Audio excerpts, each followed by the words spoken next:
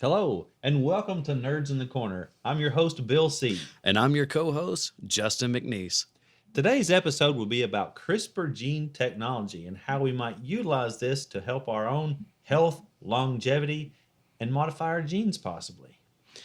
Before we get started and jumping into the topic for today, Bill, let's start by educating our audience on what does CRISPR stand for? CRISPR stands for clustered, regularly interspaced, short, palindromic repeats. I think that's right. Yeah, that's right. And so you got a picture on a strand of DNA.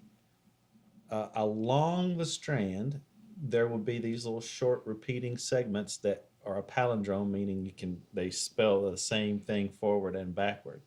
And you can sort of spot these, and they show up like, oh, this is a region where there's a CRISPR genes in there, CRISPR-associated genes.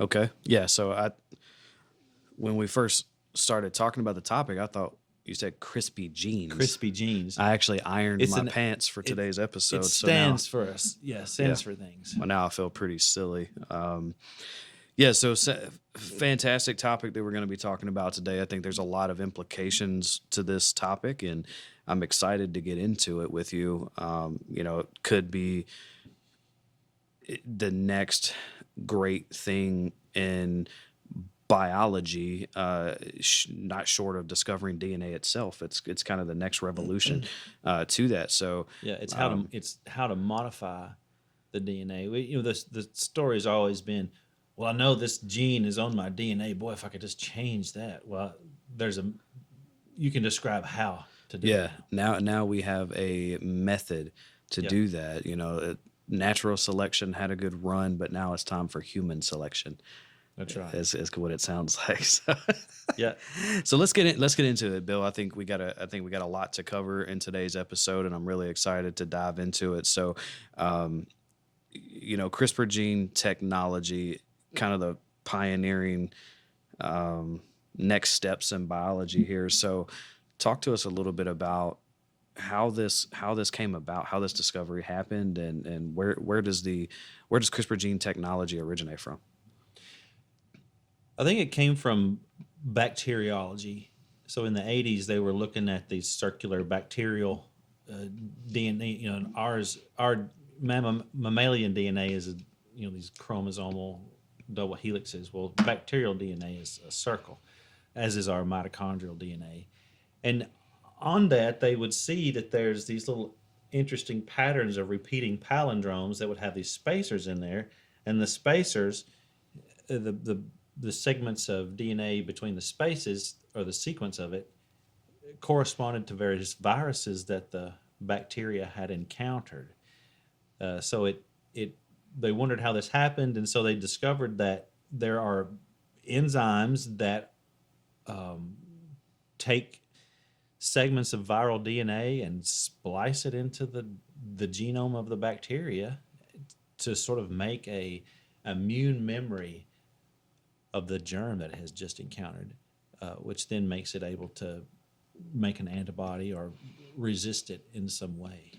So you're talking about basically we are taking a bacteria's natural process of protecting itself from viruses and turning it into an opportunity for us to code DNA differently, so humans or plants or other. Yes, well said. I believe if a professor asked you, well, how is this useful to mankind? I believe that would be the answer. It's what can we splice? What can we change? I think that's the question. In fact, we have a video here we want to show. This is from the Nobel Prize winning professor from University of Berkeley in California, who described and makes presentations on CRISPR gene technology. I'll show you that now. Let's get into it. So the way the CRISPR technology works is by the action of a protein called Cas9 that functions like a molecular scalpel for DNA.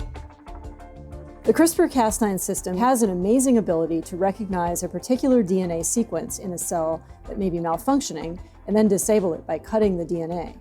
We call this gene editing, and we can use it to disable or repair a mutated part of the gene, which may be causing disease.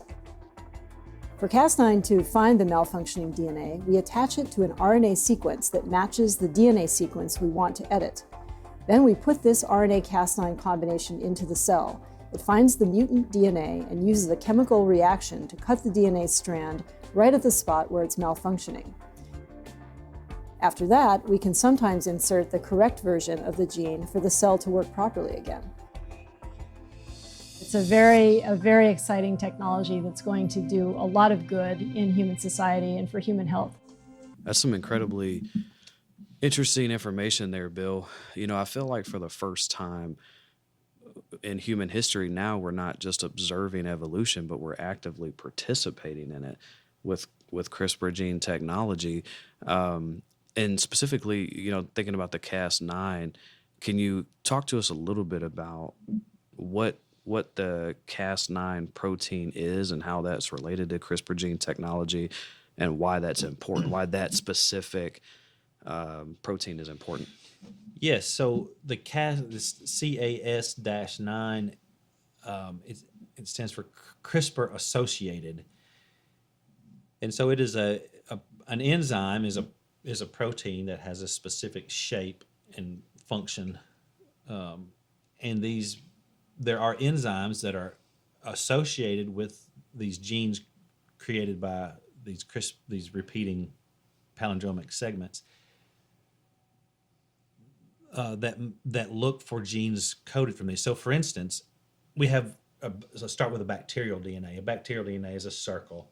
We'll scale it down a little bit, and each segment of the DNA has a certain sequence of the base pairs that code for a various gene, and these are all being expressed by various polymerases and other enzymes whose job is to do that. But the ones that are associated with the CRISPR sequences bind to various viral DNAs or viral RNAs.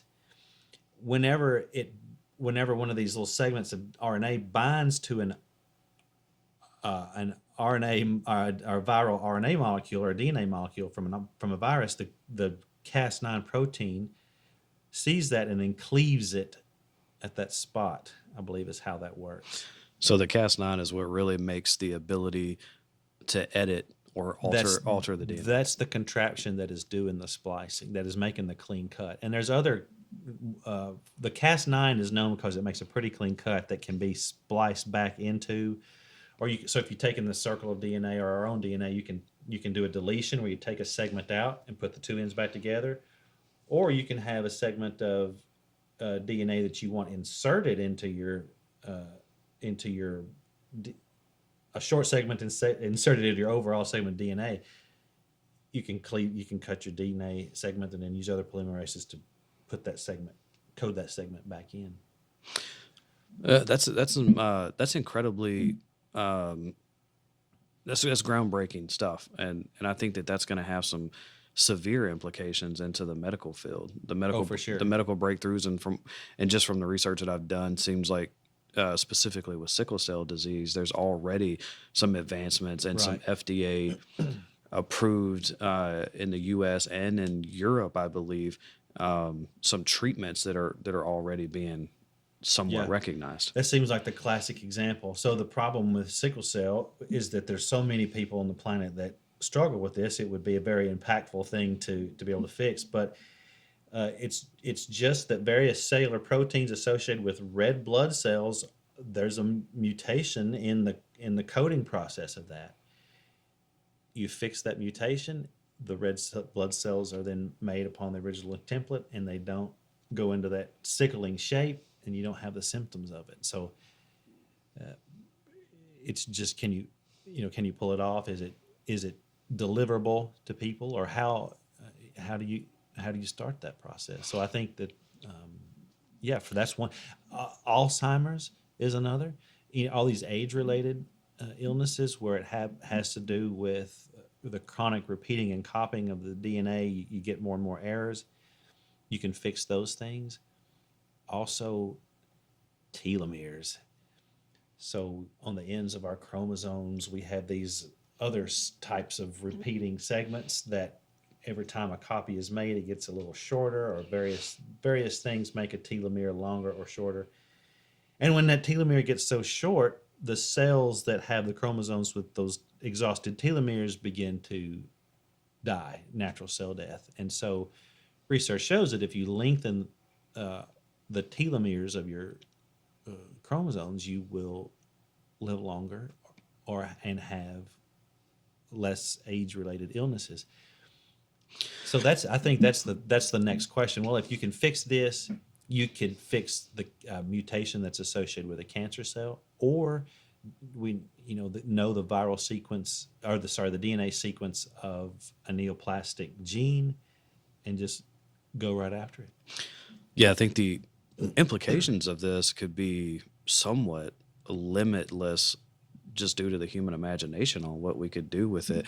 I think that there's some interesting questions about the further you get down the rabbit hole when it comes to these things, because you can kind of get into like the designer baby thought process. And, so I want to get your thoughts on how do you think that could be impactful. So for what I understand right now too, some of the difficulties with CRISPR gene technology is trying to figure out how to scale the technology and make it more accessible to more people. And, specifically in the medical field, how can we approach different diseases or approach different genetic or hereditary difficulties in people's lives, but how can we do it at scale, right?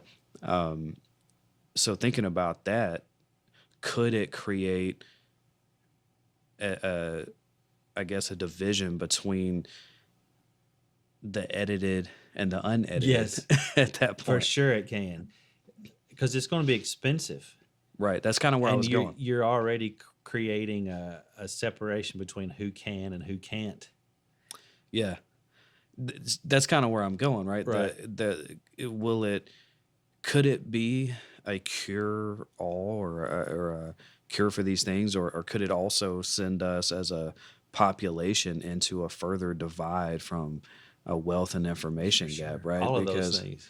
And I think that's one of the amazing thing is that this could be such a altering, because human beings are pretty good at altering their environment. Right. And it's kind of like we're not keeping up from an evolutionary standpoint with our environment. Our environment is changing so fast and This'll so help. rapid. Yeah. Yeah. You could fix some chronic issues.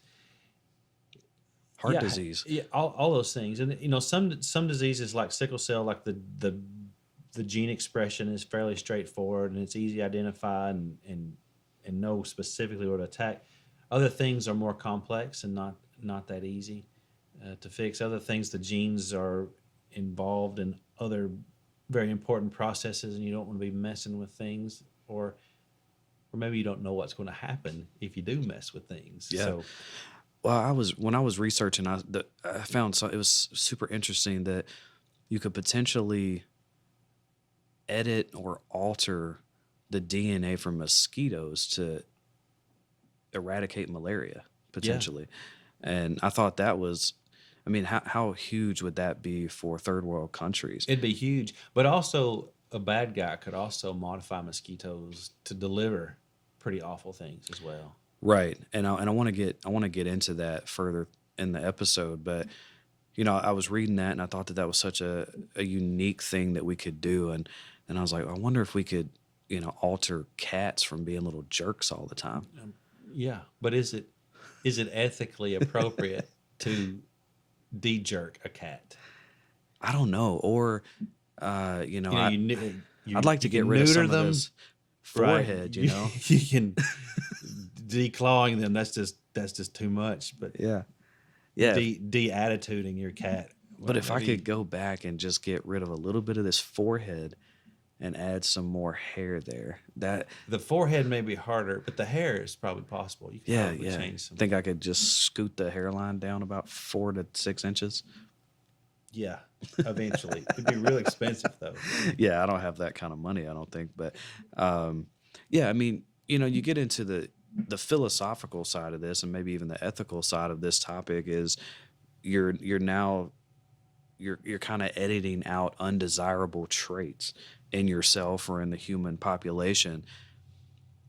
At what point do we start crossing barriers where now we're creating like a new species almost of human being? Yeah.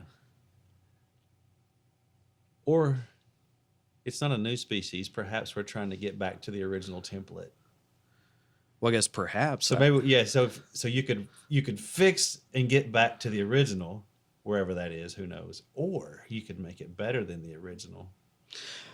Well, okay, I see where you're going with that thought, because natural selection or survival of the fittest really isn't survival of the fittest per se. It's survival of the fit enough.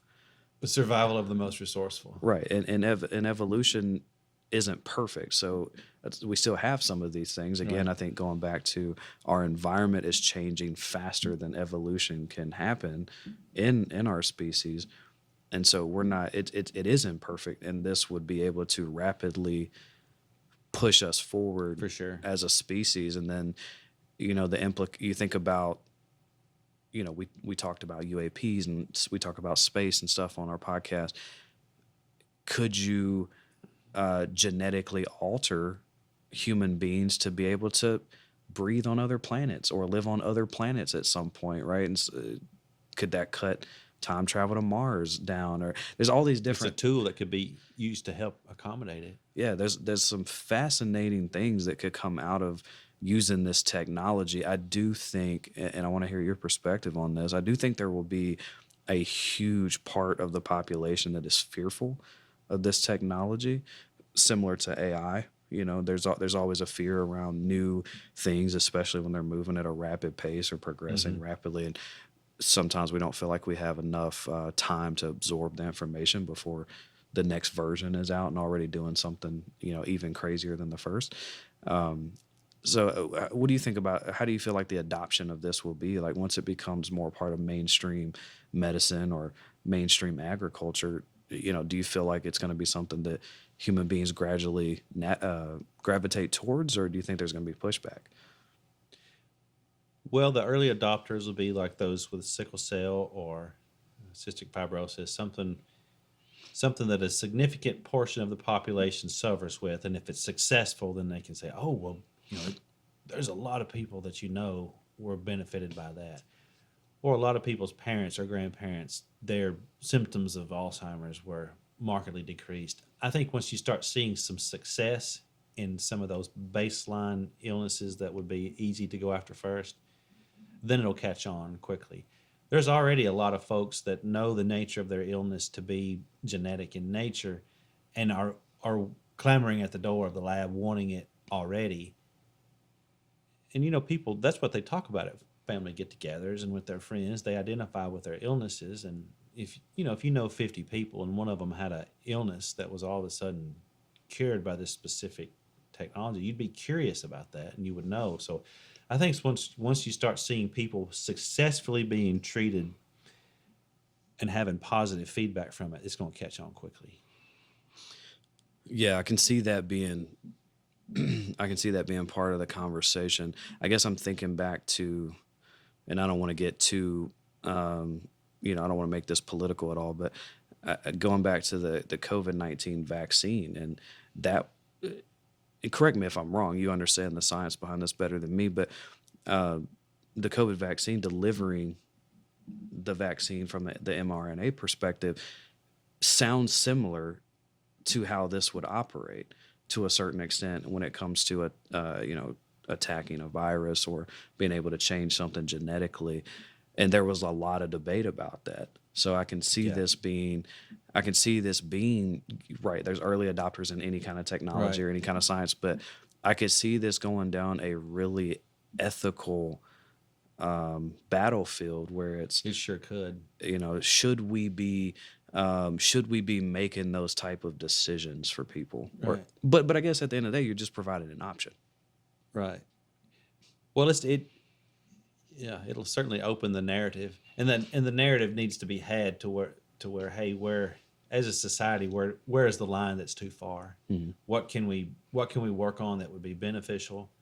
What do we feel like that if this is something you're doing with this is probably harmful to the rest of us, and you should not do that. I think that's where we are probably, is getting to what we should be working on and making sure we're not wasting our time on weaponizing it or doing something negative with it. Yeah, that's Same with vaccines, like you mentioned. If the intention is good and the science is solid and the effect is positive and the side effects are low, then that's what you want. But if you're not getting valid information or something's being withheld from you, it can be quite frustrating. yeah. Just for a scientist, because we want to know the facts and the data. Sure. Yeah, and I'm glad you mentioned the weaponization of this, because you could have like a modern day X-Men. Yeah, you could make the perfect universal soldier. Yeah, you could do that. So, and don't you know the people in charge of trying to optimize their best soldiers are saying, "Well, there's a way. There's a way right there. Sure. We'll just create one, a Hulk." yeah, and so how do we, we're technology and science is changing so rapidly. How do you put gates around some of this stuff so it doesn't get in the hands of people that are going to use this technology to a point where, you could do damage to a severe amount of people? You can't. If the knowledge is out there, the folks wanting to do nefarious things are going to be after it just as much as those wanting to capitalize on it. So if we're hearing of it, it's already out there. There's no need to put up a gate. They already have it. Sure. Yeah. Okay. I guess that's a fair point, which is terrifying to think about. But we're not here to fearmonger people, I guess. Let's do that. Let's think about how we can help mankind with this technology. Yeah. Well, if let's kind of change courses for a second, because I want to hear I want to ask you this question. If you could edit your own genes, what do you think you would? What would you change, or would you even do it if you could? I don't know. You first. Maybe, I don't know. I'd like to be less anxious. It'd be something similar. Just because it's not about your soul. It's not about how you think. It's not. Right. It's not coding your thoughts necessarily. It's just for your body. What would I change about my body? It's coding. Health things. Coding your body, but recoding maybe how you see yourself and how you think about yourself. Because for me, it would be an insecurity thing that I would want to fix. Health standpoint, I don't know that I would care so much unless I had a incurable disease. Yeah, if you want to do cosmetic things. Yeah, I'd like to be about 6 to 9 inches taller. Yeah, well, you might consider more of a therapy option than a gene. Well, I think it's too late for me, but if I could catch my son so he has a chance at 5'7", that would be, I'm gonna help him so much in life. Yeah. All right, Junior, it's time for your shot. Get you a couple more inches. No, realistically, cancer's big in my family. That's the one there, and I think that. I think that if I had the ability, I think that I would explore the option to Alzheimer's actually as well. So if I had to flip a coin, right, probably I would go with cancer. Yeah, because that can happen at any age. Alzheimer's is usually more when you've lived your life a little bit. But I think that being able to just take that fear out, that there's some genetic opportunities there for your life to be cut short because of a disease like that would be incredible. Have that fear. Or if you say think of it this way, well, even if I do have a gene that will eventually express a neoplastic tissue that is a cancer, there is now a treatment out there that you could have your own enzymes know to attack this particular gene sequence. So it's another way of providing hope, I think, if you do have, there's gene markers that people know that have the breast cancer one. The BRCA gene is a famous one. And I think if there was a treatment that says, hey, if you are a person that has this gene and it does start expressing itself so that you start showing symptoms, here's what you can do to fix this. Yeah, I think that would be incredibly impactful For sure, to yeah. humankind. If we do allow CRISPR on humans, do you think we risk creating a genetic elite and a natural underclass? I think so. You risk it. It's a risk if you overdo it.